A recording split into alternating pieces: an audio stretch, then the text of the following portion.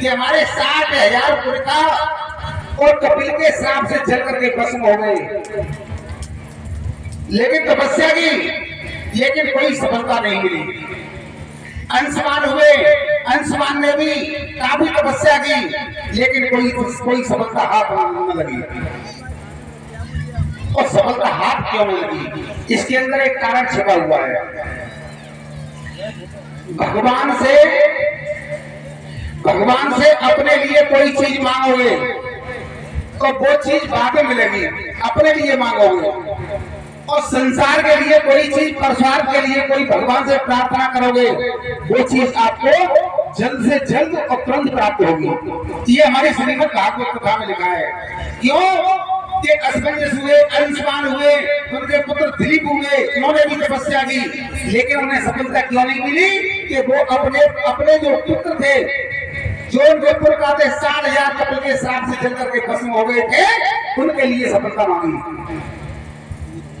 लेकिन दिलीप की 2 रानियां थी और दोनों रानियां को छोड़ करके दिलीप महाराज तपस्या के लिए गए, लेकिन तपस्या करते करते शरीर को पूर्ण करने किया, लेकिन उस जगह पर अयोध्या का वंश एक बार फिर डूब गया। 2 रानियां हैं, दोनों रानियों में संतान किसी के पास है नहीं।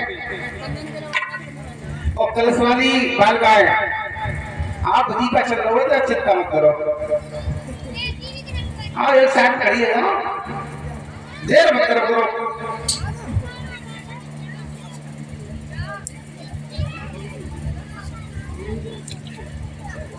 तो दिलीप महाराज अपना शरीर पूरा करके चले गए। दोनों रानियां हैं, अयोध्या में केवल 2 रानियां हैं, कोई संतान है नहीं। तो दोनों रानियां व्याकुल होकर के और कहां पहुंची है? कपिल के आश्रम में पहुंची है। और तब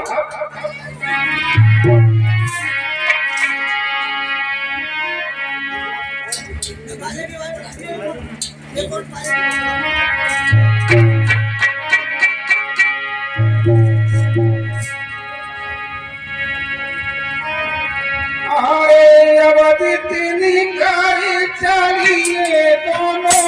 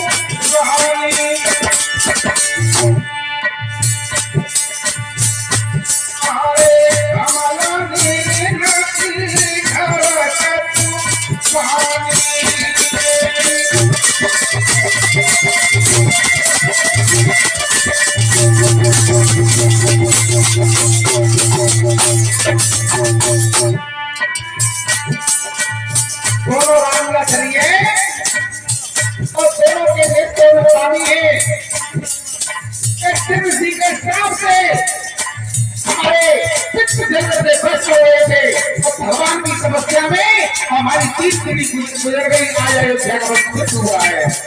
और कमला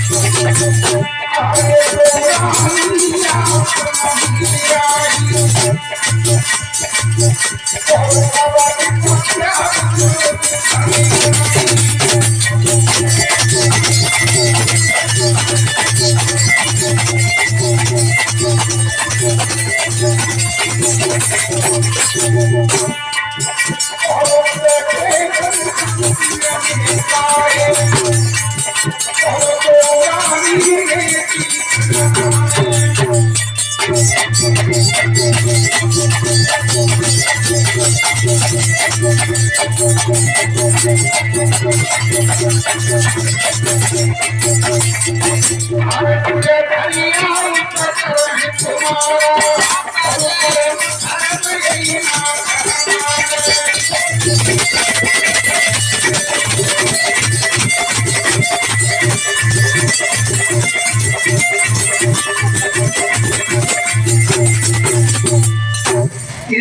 दरियाओं से करे तुम्हारा और कर्म धर्म यही नाथ हमारा। दोनों रानियां आश्रम में पहुंची हैं और बार बार महात्मा की चरण वंदना करने लगी, सेवा करने लगी है। जब सेवा करने लगी है कुछ समय के बाद में महात्मा के नेत्र खुले, देखा कि दोनों रानियां और महात्मा की सेवा में लगी है। निस्वार्थ भक्ति होनी चाहिए। आज महात्मा के नेत्र खुले, कपिल ने कहा है अरे बेटा तुम्हें कितना समय हो गया यदि सेवा में लगे हुए। बाबा क्या बात है, तुझे कितना समय है।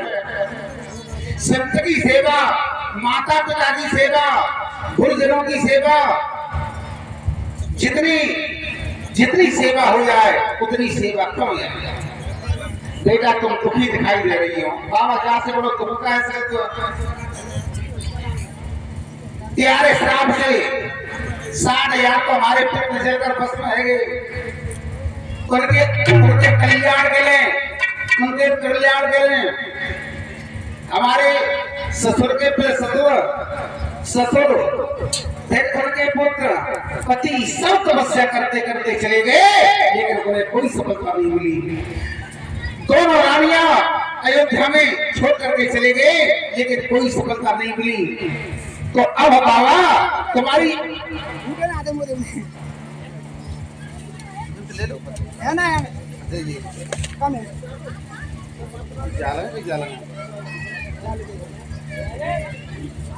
तो बेटा बताओ तुम क्या चाहती है, अपने पेट की बात बताओ, अपने मन की बात बताओ।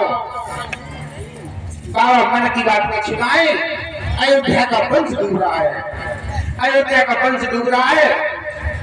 तो बेटा एक काम करो, तुम अयोध्या में चली जाओ और एक रानी के गर्भ से एक पुत्र का जन्म हो जाएगा।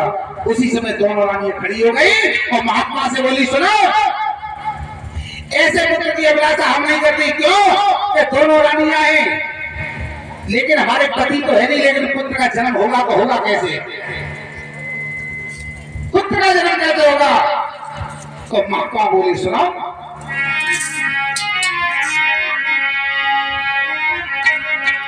अरे भाई भाई रति सिंगारा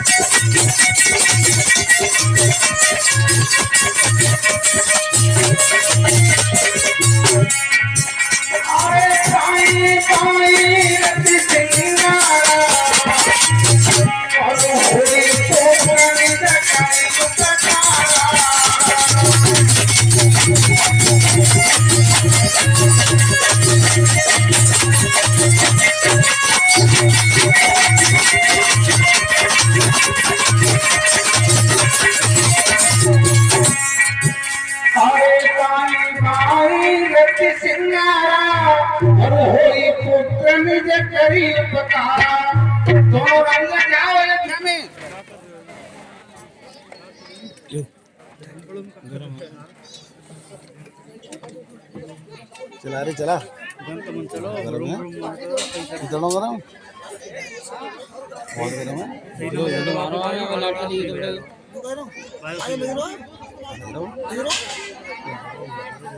तू तो अच्छा लग रहा है, तू तो अच्छा लग रहा है।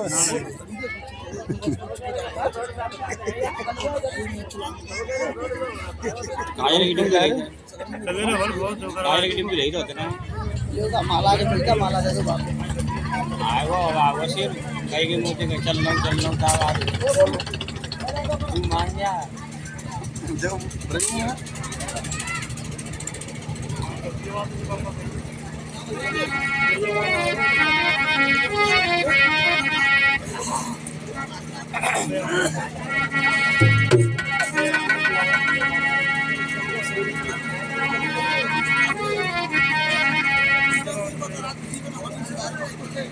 साउंड बहुत लंबो रखवा दो ले आके चो साउंड बहुत लंबो ले आके रखवा दो। हेलो हेलो हेलो बोल बाहर की बात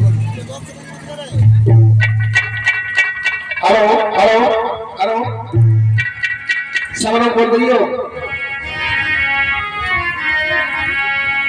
अरे पंजीरी ते जामोई मन के बाबाजी मन के बाबाजी से बाबाजी मन के बाबाजी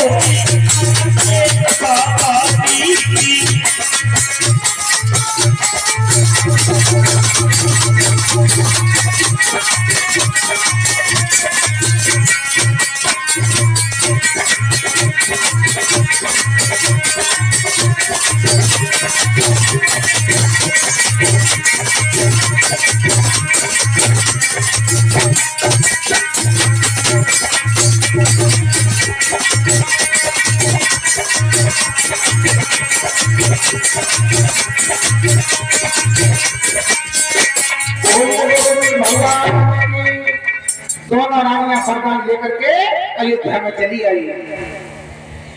अयोध्या में चली आई है, शाम के समय स्नान किए हैं और स्नान करने के बाद में दोनों रानियों ने दाएं बाएं अंग मिला करके और रति श्रृंगार किया है। और जैसे ही रति श्रृंगार किया है महात्मा के भजन से और एक रानी के उधर में करवाया और करवाया